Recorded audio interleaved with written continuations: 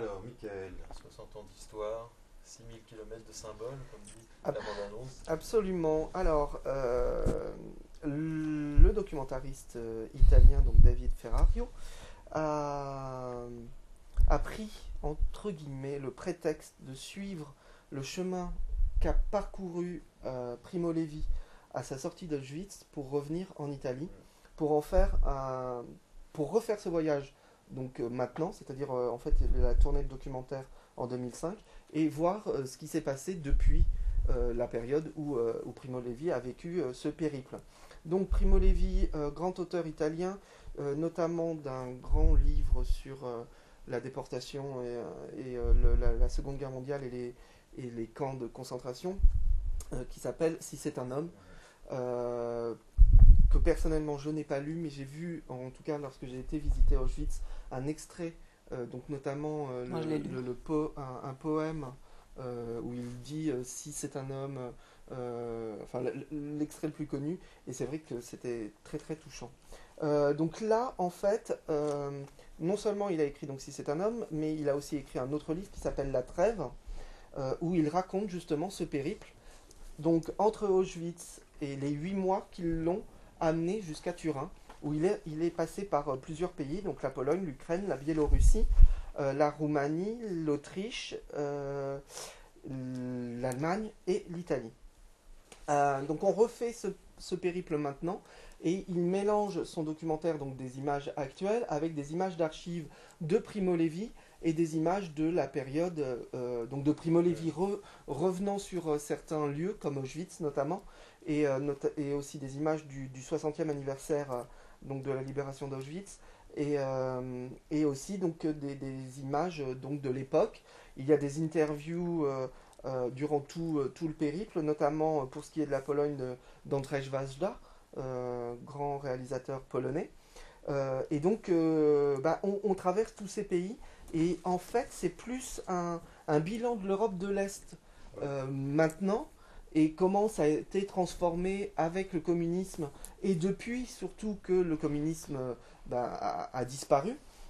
Et donc, qu'est-ce que c'est devenu ces pays maintenant, que vraiment un, un- en fait, je trouve que le texte de Primo Levi qui est lu pendant tout le Oui. documentaire est presque un prétexte. Vraiment pour faire un bilan de ces pays d'Europe de l'Est. Moi, j'ai beaucoup aimé cela parce que je suis très intéressé par ces pays-là. Enfin, en tout cas, j'ai été dans plusieurs endroits Oui. où il va aussi durant son périple, et notamment très récemment à Braunau, qui est la ville de naissance d'Hitler. Ah oui. Donc il nous montre la maison de naissance d'Hitler. Alors faut vraiment pas aller à Braunau pour voir la maison de naissance d'Hitler, parce que ça n'a aucun intérêt. Mais par contre la ville est très, très jolie, et mérite le détour pour autre chose que cela. Euh, et donc, euh, voilà. Qu'en dire d'autre? Bah, il faut dire que Si c'est. vous êtes intéressé par ces pays-là, si vous êtes intéressé par leur histoire, c'est un bon documentaire qui montre une vision assez actuelle de ce que sont devenus ces pays. Alors, si, c'est pas un bilan à chaque fois par pays. Parce qu'à chaque fois, c'est un petit reportage Absolument. dans chaque pays par rapport à une situation, par rapport à une ville, ou Et par rapport à un thème même, par rapport à un thème. puisque Auschwitz c'est la mémoire, Mhm. la Pologne c'est le travail, Hum. l'Ukraine c'est l'identité, la Biélorussie c'est un monde à part, la Roumanie c'est des nouveaux horizons, l'Autriche, Hongrie, l'Allemagne c'est la vieille Europe, et Turin, l'Italie c'est l'épreuve, car finalement revenir dans son pays n'a pas été aussi, et recommencer à vivre n'a pas été si Ouais. simple que cela. Mais moi, franchement, si vous êtes intéressé par ces pays-là, allez voir ce documentaire. J'ai trouvé ça vraiment original et intéressant. Ouais, c'est vrai que je trouve aussi le principe original. Il y a certains petits documentaires qui sont plus réussis que d'autres. C'est-à-dire qu'il y en a Notamment certains qui. sur celui sur les kolkhozes. Celui sur le coco, c'était à mourir de rire. Puisqu'en fait, ils arrivent avec donc une caméra 35 mm, ou ça, je sais pas, enfin, avec du vrai matériel de tournage pour tourner ce qui se passe dans le kolkhoz.